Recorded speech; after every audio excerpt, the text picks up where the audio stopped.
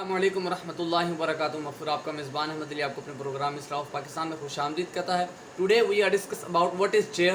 آپ کو سن کر حیرانی ہوگی، یار احمد کیسی بات کر رہا ہے، چیئر کو کوئی نہیں جانتا، سب جانتے ہیں، لیکن اس کرسی کو آج ہم نے کیا عزت دے رکھی ہے وہ میں آپ سے بات کروں گا کہ اس کی میں آپ کو تھوڑی ہسٹری بتاؤں کہ the ancient Egyptians are believed to be the first to invent a four-legged with a back, better known as to most as a chair۔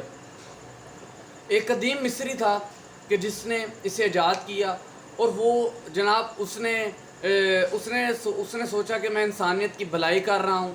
اس نے یہ نہیں سوچا کہ میں یار اس کو بنا دیا، میں نے غلطی کر دی ہے، لیکن وہ قبر میں بھی یہی کہہ رہا ہوگا، جناب واقعی غلطی کر دی ہے میں نے بنا کے۔ یہ کرسی انسان کو انسان کے گرے باندھ تک لے آئی ہے، مسلمان کو قتل عام پر لے آئی ہے، مسلمان کا بھائی ہے، لیکن اگر وہ اچھی جگہ پر ہے تو جناب اسے کہتے ہیں کہ نہیں، اس کو کرسی سے اتارو۔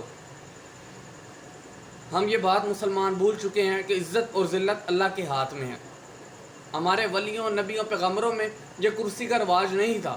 ان میں آج بھی آپ نے کہیں دیکھا ہوگا، میں بڑے کامیاب لوگوں سے ملا ہوں، اور جتنا سے بھی ملا ہوں سب محمدی بستر بچھا کر بیٹھے ہوتے ہیں، لیپ ٹاپ ہر سسٹم ان کے پاس ہوتا ہے، وہیں بیٹھ کر کام کرتے ہیں۔ اور میں نے وجہ جانی، وہ یہ کہ کہتے ہیں کہ یار ہمارا اس بسترے کے علاوہ ہمیں اور نہ نیند آتی ہیں، نہ ہم کہیں کام کر پاتے ہیں۔ آج کل ڈائننگ ٹیبلز آ گئے ہیں، ٹھیک ہے، لوگوں کو شریعت سے بغاوت سکھائی جا رہی ہے۔ میں زیادہ بات گہرائی میں نہیں جانا چاہتا، میں مدعے کی بات پہ آتا ہوں کہ آج جو ہم نے معاشرے میں کرسی کو عزت دے رکھی ہے، کیا ہمیں یہ عزت کرسی کو دینی چاہیے؟ کہ ہم بھول چکے ہیں وَتُعِزُّ مَن تَشَاءُ وَتُذِلُّ مَن تَشَاءُ۔ عزت اور ذلت اللہ کے ہاتھ میں ہے، کرسی کے ہاتھ میں نہیں۔ عزت اور ذلت اللہ کے ہاتھ میں ہے، کرسی کے ہاتھ میں کچھ نہیں۔